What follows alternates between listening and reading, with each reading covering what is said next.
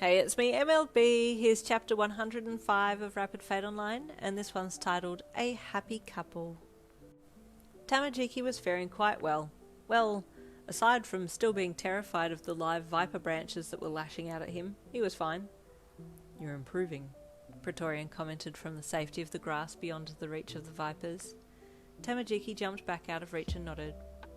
Is there a particular quest you're training me for? This doesn't feel like an introductory lesson. You catch on quick, Praetorian chuckled. Yes, actually. There's a shipment moving next week, and we need to guard it. You'll be ready by then. A shipment? Tamajiki asked. Praetorian nodded. I don't know what of, but it's important. Some of the higher-ups are accompanying us on the trip. Tamajiki's ears pricked up when he heard that. This could be the moment. He nodded and returned the sword the Praetorian had given him. Okay, he said. Back outside of the game, you were bursting at the seams to tell Tamaki the name of the person above Delilah, and he was excited to tell you about the mission he was about to go on. You were the first to exit the game, and you lay there with the nerve gear headset on, smiling at the ceiling while you waited for Tamaki to arrive back in real life. It wasn't long before he exited as well and woke beside you. I'm going on a mission. Henry! You both said at the same time. Sorry, what? You both asked again.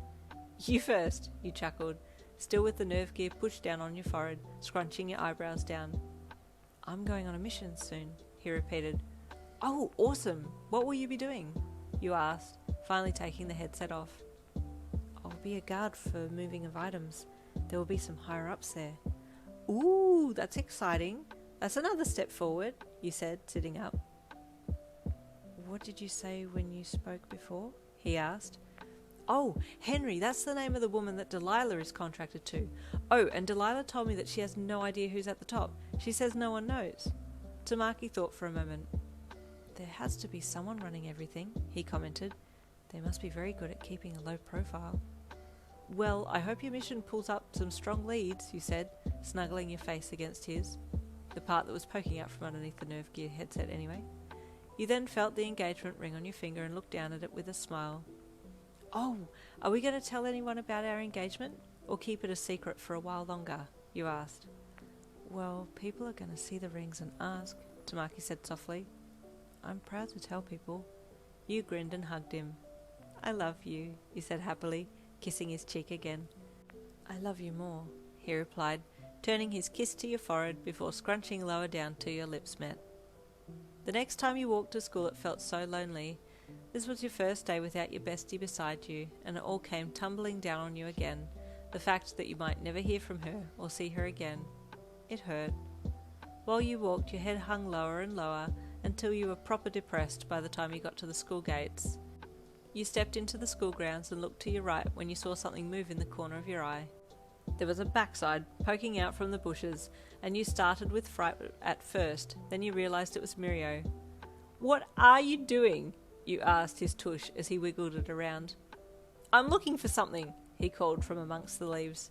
What? You asked. A smile, he replied, quickly spinning around and jumping out with his arms up. What? You asked with an amused smile. Ah, there it is, he said brightly, pointing to your mouth. What? You asked again, looking at his finger. You looked like you were about to summon a rain cloud with that look on your face as you walked in, so I found a smile in the bushes for you. You're so weird, Mirio, you chuckled, but thank you. You reached your hand up to rub your eye, and Mirio's eyes shifted to your finger with the ring on it, and it only took him 0.01 seconds to work it out. Oh, surely that would make you smile, he exclaimed, pointing to your finger. You looked. Oh, yes! Amajiki and I are engaged, you squealed. In real life! Well, that news runs rings around all the other news. That's plus ultra fantastic, he exclaimed. Just then Tamaki walked into the school grounds and stopped when he saw you. Good morning, Yin, he greeted with a small smile from under his fringe. Congratulations, Mirio said brightly, grabbing your hand and holding it up while pointing to your finger, like you were a boxer who had just won a tournament and was being announced as the champion. Oh, thank you, Tamaki said softly, looking from Mirio to you. I need to tell Najiri, Mirio said brightly, before running off smartly. You walked towards Tamaki and gave him a hug around the waist. Do you think Mirio is okay? It's so soon after Bestie and he ended their relationship, and this is the first day that she isn't here. It was hard walking to school this morning, knowing that I might never see her again. Tamaki wrapped his arms around you and held you close. I'll never leave you, he promised softly. That day was filled with exclamations of surprise and many congratulations as students slowly found out about the engagement of you and Tamaki, and by the end of the day you were exhausted. What a day, you said to him as you walked home together. So many people talked to me. I think I'm peopled out for this month. Can I unsubscribe for a bit? Tamaki watched you with soft amusement. It won't be long until we can move in together, and then we won't ever have to be apart again, and we can just sit at home at night and just relax. Oh, I love the sound of that, you replied with a smile, taking his hand in yours. Hey, when do we find out about when we got accepted for intern? Next week, I think the teacher said, Tamaki replied. I hope we get into the same place. That would be awesome, you replied, swinging his hand in yours. And there ends chapter 105. Stay tuned for chapter 106.